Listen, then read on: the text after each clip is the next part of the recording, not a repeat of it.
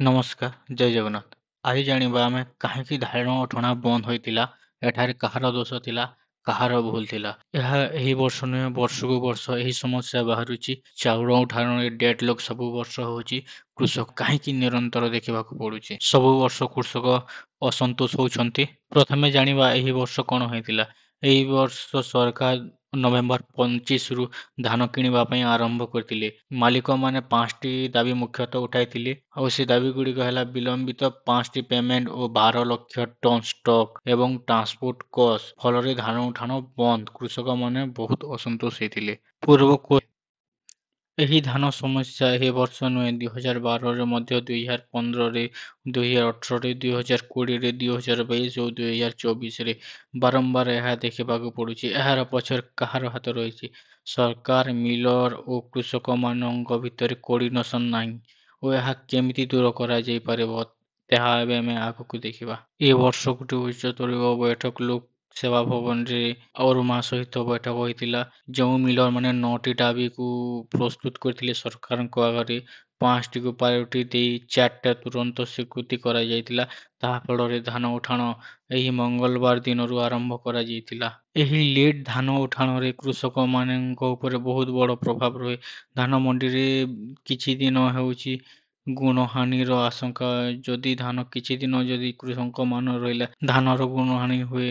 ବର୍ଷା ଆଦି ପୋକ ଲାଗିବାର ଆଶଙ୍କା ଲାଗି ରହିଥାଏ ଓ ଯେଉଁ କୃଷକମାନେ ଲୋନ୍ ଆଣନ୍ତି ତାଙ୍କ ଉପରେ ଏକ ଚାପ ରହେ କି ଲୋନ୍ ପେମେଣ୍ଟ କିପରି କରିବେ ଓ ଏହା କୃଷକର ମାନସିକ ଓ ଶାରୀରିକ ଓ ସାମାଜିକ ବହୁତ କ୍ଷେତ୍ରରେ ପ୍ରଭାବ ପକାଇଥାଏ। ଏବେ ଧାନ 2 ତାରିଖରୁ ଉଠାଣ ଷ୍ଟାର୍ଟ ହୋଇଯାଇଛି। ଯଦି ଏହା ଲମ୍ବା ଚଲିଥାନ୍ତା ତାହେଲେ କୃଷକମାନଙ୍କୁ କଣ ଅସୁବିଧାର ସମ୍ମୁଖୀନ ହେବାକୁ ପଡ଼ିଥାନ୍ତା? 3ରୁ 5 ଟନ୍ ଅଧିକ ଷ୍ଟକ୍ ଅଟକି ପାରେ। ଷ୍ଟେଟ୍ ୱାଇଜ୍ ଫାର୍ମର୍ସ ଫ୍ରଷ୍ଟ୍ରେଟ୍ ହୋଇଥାନ୍ତା। ହଁ, ଅବଶ୍ୟ ଯଦି ଧାନ ବିକ୍ରି ନହେବା ବେଳେ କୃଷକମାନେ ପ୍ରୋଟେଷ୍ଟ କରିବେ ହିଁ କରିବେ।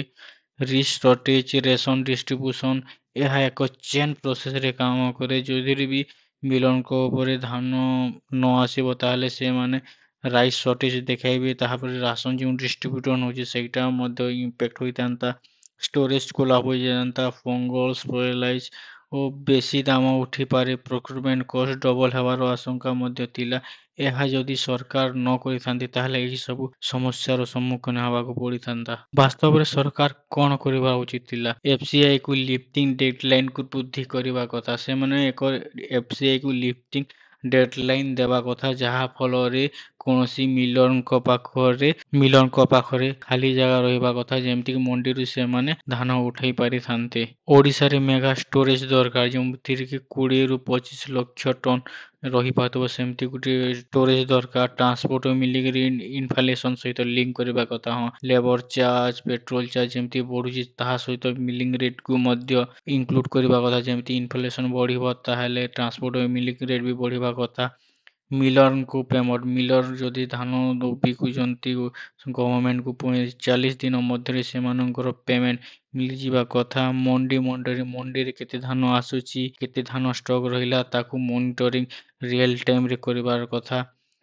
ପ୍ରୋକ୍ୟୁରମେଣ୍ଟକୁ ଟ୍ରାନ୍ସପରେନ୍ସି ଓ ଏକାଉଣ୍ଟେବିଲିଟି ମେକାନିଜମକୁ ଏନହାନ୍ସ କରିବା କଥା। Crisis response unit, rapid relief ଏବଂ ଇଭାକୁଏସନ, ଏହି ଆମ କ୍ଷେତ୍ରରେ ଆହୁରି କାମ କରିବାକୁ ପଡ଼ିବ। ଏହା ଏକ ଦିନକର ସମସ୍ୟା ନୁହେଁ, ଏହା ସିଷ୍ଟମ ଲେଭେଲ ଫେଲ୍ୟୁର। ମିଲର, ଫାର୍ମର ଓ ଗଭର୍ଣ୍ଣମେଣ୍ଟଙ୍କ ମଧ୍ୟରେ କୌଣସି କୋର୍ଡିନେସନ ନାହିଁ, ଯେଉଁଟାକି ବହୁତ ଜରୁରୀ।